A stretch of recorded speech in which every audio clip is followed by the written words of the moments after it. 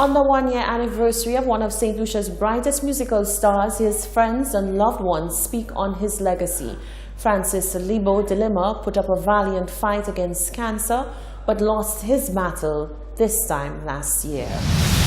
1 year after the passing of music legend Francis Lebo de Lima, two close friends of the singer, songwriter, and music producer extraordinaire are remembering his legacy and paying tribute to the man he once was. De Lima lost the battle with stomach cancer on this day last year, and since then, his absence has reportedly been felt, according to another local musical legend, Ronald Boo Hinkson. De Lima's contribution to music in St. Lucia, Hinkson said, is immeasurable. I don't know that anybody has produced the amount of music Lebo produced in the amount of time that he did it. I miss him up to this day. But more than anything else, Lebo was a great human being. He was just not just a musician, but what he was as a human being was great. He brought to humanity what many of us have failed to bring to humanity, and this is what I greatly admired about him also. Hinkson said on a more serious note, however, that De Lima's death should be a wake-up call to all musicians. Most musicians live a very precarious life, Most musicians on a fine line between middle class and being poor.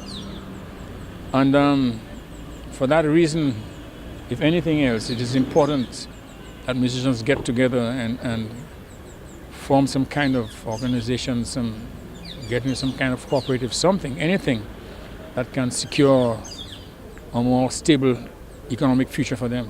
Christopher Hunt, who worked closely with De Lima for many years, said the artist left a major mark on the industry. The way that he described it is that people had to learn to trust their instincts and adapt. I don't think the problem so much is music and the creativity. I think it's that level of continuity and that one person that, whether you were Teddy St. John or Arthur or you were Invader, you were Educator, whether you're Barbara or Boo, no matter what genre of music that you were in, you had this one universal constant, which was Lebo, who could help you in any which way, whether it was to set up your studio, to help you play instruments, to find stuff. I mean, he was a jack of all trades, and he basically would give of himself no matter what capacity. And I think that sort of, it was like a music social fabric type of a thing that he provided. I think that is still there, but it's just not the same. Hunt said although efforts have been made to honor local icons, more can be done in terms of educating the future generations about said heroes and commemorating them properly. Reporting for Hot 7 News, I'm Rochelle Gonzalez. Days after St. Lucian cricket legend Darren Sammy makes the dream of a cancer victim come true with a meet and greet, local superstar Quincy Superman Griffith is calling on fellow local public figures to reach out to adoring fans, especially the youth. The charitable artist says the experiences are potentially life-changing for both fans and the celebrities. Days after local cricket hero Darren Sammy left the masses with bleeding hearts after he made the dreams of a 10-year-old Pakistani fan who suffers from cancer come true, another local superstar is calling for similar efforts to take place here in St. Lucia. Quincy Griffith is the managing director of Vibe Radio. However, he is perhaps better known as soca sensation Superman HD or Pringles. He is also affectionately known by many of the nation's youth as Uncle Superman, as whilst he is well known for his catchy and infectious music, to many children he is the philanthropist who goes above and beyond to make them happy. It is on this note that Griffith spoke to Hot 7 News as he called on his fellow artists and public figures to join in the fun of giving back and change lives. He said he thinks public figures should take on the responsibility as the fans, especially the young ones, tend to emulate the ways of their heroes. Believe it or not, it can change their lives. It can change their lives. A child who was probably not interested in mathematics just happened to hear that your hero was very good at mathematics. Believe it or not, that child will now go study mathematics and become very good. We are able to change younger people, our young fans, for positive. All right? It is our responsibility as Call us celebrities if you want. Call us local heroes. Call us what you want. It's our responsibility to steer our younger generation in the right path. Griffith said the youth need to be invested in, but not necessarily with money, but with time and attention. With that said, he is no stranger to invest in both time and money, as over the past few years, he has embarked in numerous ventures, including Uncle Superman Presents at Christmas time. Last year, Christmas, we had 900 and something children. All right, that we go around, we pick them up, I feed them, I make sure everybody has their toy. I make this huge Christmas party for them. We go around the island with coasters, the bikers, and you should see them light up when this is done. And Uncle Superman is there, and Uncle Teddy and Uncle Ezra. They want to do something positive. They want to do the good thing so that you as their hero can be proud of them. I do a summer concert, a carnival kind of concert. It only costs $5. And the $5, it goes toward the Christmas charity at the end. So this is why I did it. You know, you're raising funds for a child to go to school. Call me. I am there. Okay? As long as I can do something positive for our children so that they, at least 1, 2, 3, can not just be happy, can progress in a positive way. This is joy enough for me. Seizing the opportunity to speak to his fellow public figures, Griffith urged them to reach out as well, because they just might enjoy it more than they thought possible. Ladies, gentlemen, you know, with what we do, take time, go out there, show some interest. You will like it too. You, as a matter of fact, if you're a genuinely warm person, some of those children will bring tears to your eyes. All right? Go out there. Make them a part of it. Preach the positive. Reading month. It takes nothing of you to go to the school. Read a book. All right? A child needs help. A child wants to meet you. The same time, it will take 10 minutes to go and chill out by the bar. Take 5 during the course of the day. Meet that child. It may just be a life-changing experience for you and also for that child. All right? Trust me, it works. It works for me. I'm one of the happiest people alive, I promise you that. With 1 or 2 little glitches in my system, because, you know, I have some screws missing. Not loose, missing, you know, but I'm one of the happiest people you will know. And again, it's just because of a love that you bring out there. And don't go, whatever you do, if you're going to reach out to children or anybody for that matter, don't go with this thing in mind that I'm doing this because I will get popular. Go with an open heart. Just go do it because you want to do it, or just don't do it at all. All right? Learn to do it. Griffith has also served in the Big Brother program, which is a mentorship program for young men who are being guided by older men. Reporting for Hot 7 News, I'm Rochelle Gonzalez. The National Security Minister says the Royal St. Lucia Police Force will be putting more boots on the ground as new crime-fighting measures are set to be rolled out soon.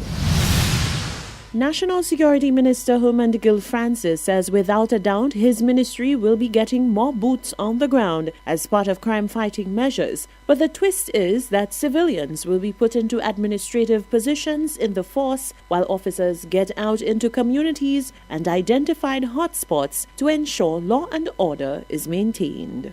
The Prime Minister has always talked about that, putting boots on the ground. And that is where the Border Control will come in. At least 50 police officers in the immigration office will be free to be able to now go into the streamlined policing. So you get more persons doing the patrols. Soon we will have our CCTV on. We will have the monitor. It's on, you know, but we have not launched it, okay? And then you would need persons to monitor that at the control room and so on. And our intention is not to have police officers per se.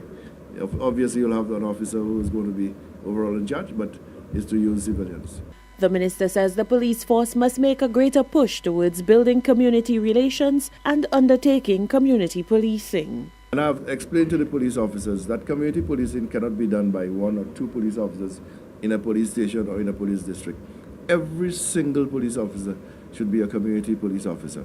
So he understands everything. So the things that we used to do before, go and do country patrol, go and visit people at their homes and so on. So persons got very familiar with you, and they knew you by your name. So if something would happen, they would say, well, let me call Herman Gill, and they would call me, and I would come. That is what we must go back to. That police officers need to go out there and be in the community so persons can identify themselves with those individuals. For his part, Prime Minister Alan Shastri has sought to assure the public that the government is taking a multi-pronged approach and will address the deficiencies that hamper the fight against crime. One such initiative, he says, is to fix the courthouses. Another focus of the government is implementing youth programs to change mindsets about deviant behavior by engaging young people in programs that foster discipline and teamwork. The Dental Services Unit of the Department of Health and Wellness continues on its mandate to promote good oral health of St. Lucians through effective education and promotion activities. More in this report from Fernell Neptune. As part of observing World Oral Health Day on March 20th, the various dental clinics around the island hosted an open day for patients, providing information on effective oral health. Senior dental surgeon in the Department of Health and Wellness, Dr. Sherry Ephraim Lecomte, says it is important that St. Lucians are aware of the issues surrounding oral health and work towards oral hygiene. The theme for World Oral Health Day this year is Say Ah, Act on Mouth Health. Basically, it means that if we put into practice these hygiene habits, including a visit to the dentist every 6 months, as well as manage the risk factors, we can have better outcomes for our overall general health. According to the Nutrition Unit of the Department of Health and Wellness, reducing our sugar intake to no more than 3 teaspoons a day for a child or 9 teaspoons for an adult is best advised. In addition, the Substance Abuse Unit also advises to avoid smoking and consuming alcohol, just as the World Dental Federation has proposed. Dental hygienist Cheryl Sincere says this year the Dental Services Unit has launched its halitosis campaign as a means of raising awareness of oral health. We want to highlight and to bring an awareness of the condition halitosis. Halitosis actually warns us, and it also tells us that there is gum disease maybe going on with you, or you may have decay, or simply that you need to visit the dentist. Visiting the dentist will tell you about other conditions that may have caused your halitosis. And as we know that many people, they would not want to tell another person, hey, you have halitosis. And halitosis is just really bad breath and can easily be resolved by your home treatment of brushing and flossing regularly and visiting your dentist at least twice a year, or once a year is all right as well. As part of the halitosis campaign, the Dental Services Unit will introduce a dental comic strip competition aimed at starting island-wide conversation on oral health, non-communicable diseases, NDCs, and overall health. Reporting from the Communications Unit of the Ministry of Health and Wellness, I am Fernell Neptune. This is the Hot 7 Nightly News. Sports news with Tennyson Glasgow is up next.